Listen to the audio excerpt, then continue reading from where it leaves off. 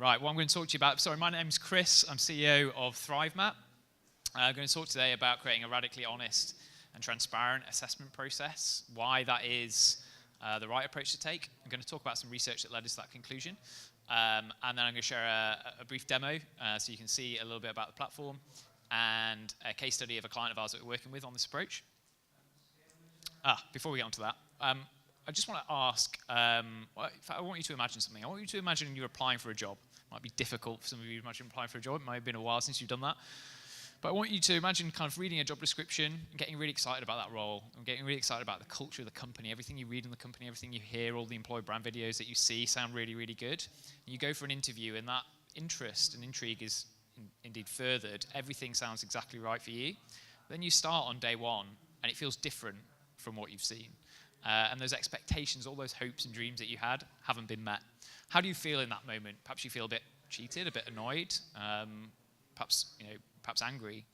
That truth is true of 1 in 2 people we surveyed. So we surveyed 1,000 people in the UK and asked them whether they'd actually left a job because the reality of it didn't meet the expectations of it. So 48% said that they have left a job.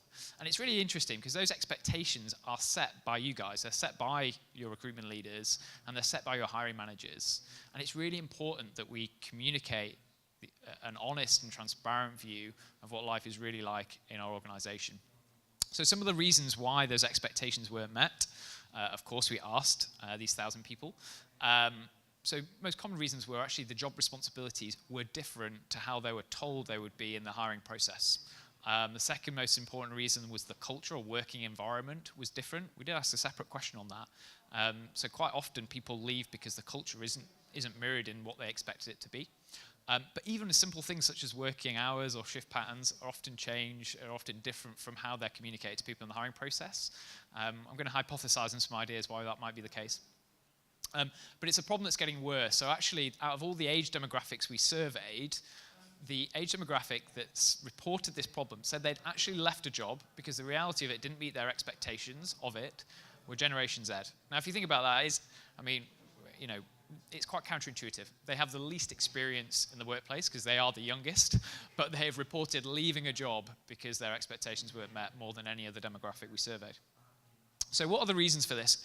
I'm going to hypothesize some ideas. So we hear all the time that behavior of generation to generation, those attitudes towards work have changed. It seems like every generation that comes through is lazier and more entitled than the one before it. So perhaps we can't put it all down to that. But perhaps it is true that applying on our mobile phone in one click has made it easy for people to do so mindlessly. And maybe that's one of the reasons why people's expectations aren't being met. It could be that our shiny employer brand videos, the ones that can communicate how purposeful everyone's job is and how many friends they have at work, perhaps some of those employer brand videos are setting expectations too high. Or it could be that our time to hire targets and our job fill ratios are putting recruiters under unnecessary pressure to get jobs filled with people and perhaps overselling opportunities. It might be some of these reasons, might be none of these reasons, but the truth that we've identified is that people are leaving jobs more frequent than ever before because they're just being disappointed.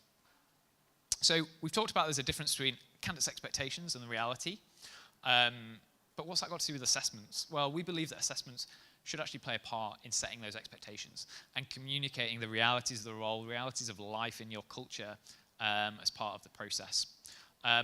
But what do candidates think of assessments? I don't know if anyone's taken an assessment, a pre-hire assessment recently. They're not the most enjoyable experiences, in our opinion.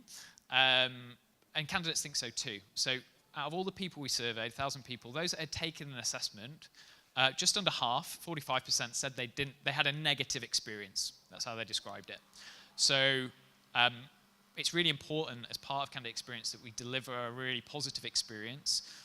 The reasons why they said they had a negative experience were it took too long, was the number one, 47%. They were unclear as to why they were taking it in the first place, and that the questions themselves didn't relate to the job.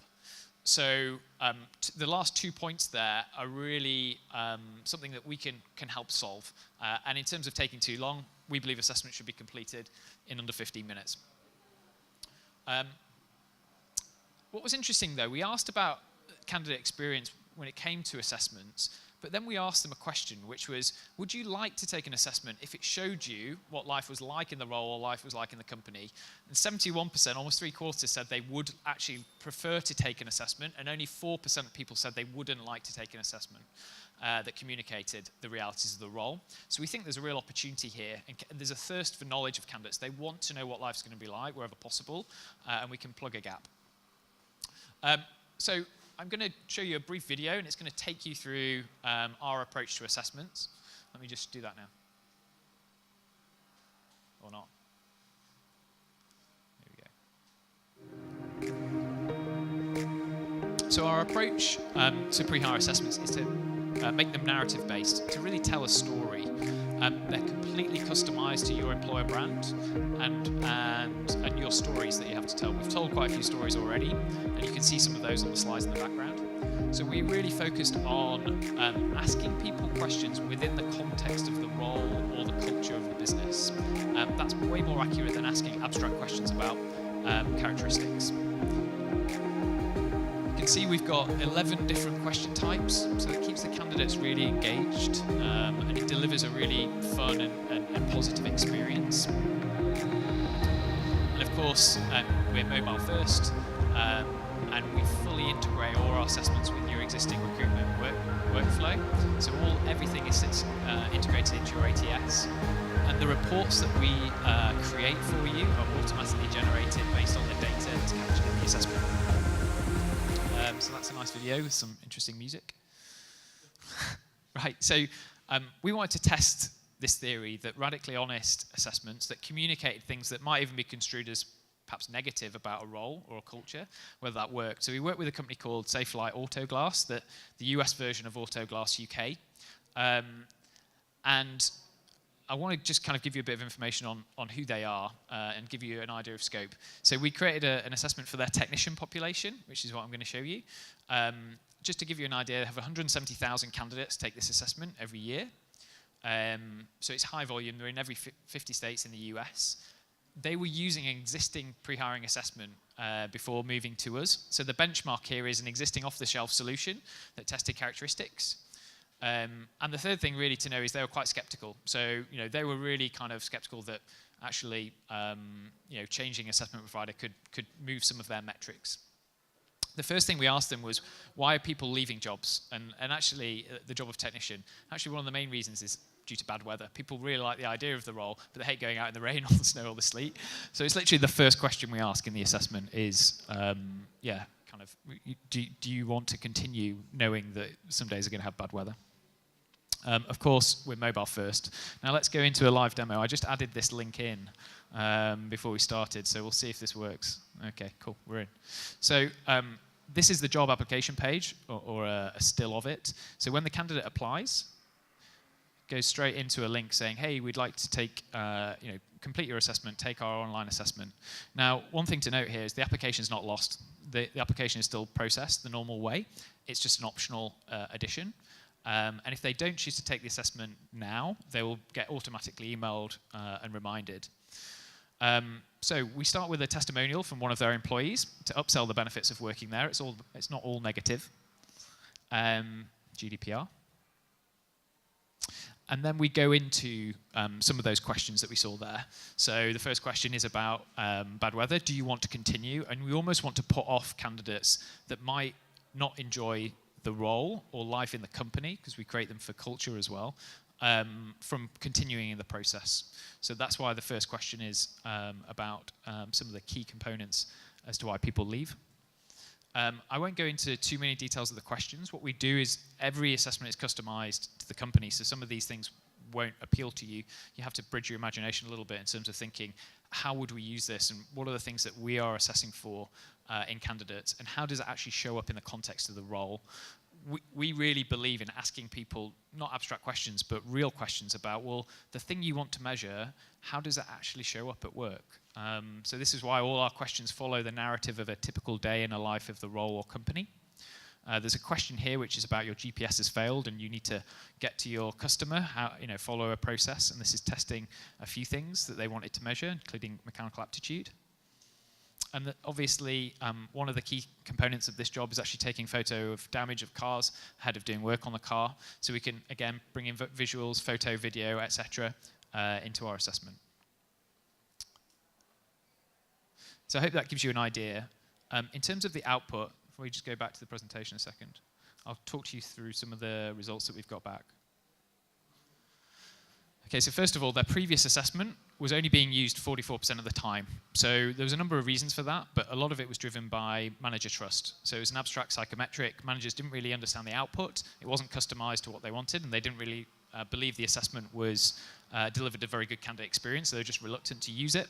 At the moment, we've got 89% of those 170,000 candidates interact with our process, and we're working on the 11%. Basically, that normally consists of people that are being rehired, and for whatever reason, they don't want to put them through the assessment. So completion rates, 97% start the assessment and 88% complete. Now, our only concern is that that number's too high, so we're not being honest enough or transparent enough about the reality of the role. You want your assessment process to deselect candidates who are going to churn out. Since we've been live, this is last year's average, 2018's average was 52 days. We've been live this year, and time to hire has now gone to 31.5 days. Obviously, an assessment forms part of that end-to-end recruitment process, but it's reducing the number of steps involved in the whole hiring process.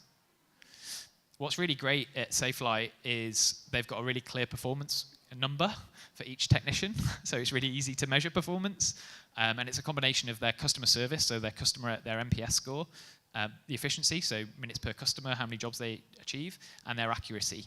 And new hire performance this year versus the old assessment process last year has gone up by 36%. And the big one is 60-day retention, which we're measuring for them. And that last year was at 73%. And since the introduction of our assessment, it's now at 94%.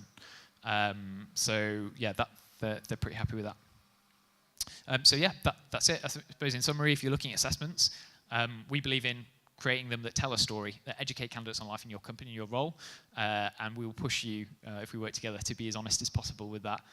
So come see us on Stand 15. We've got Platts as well, if you're interested in those.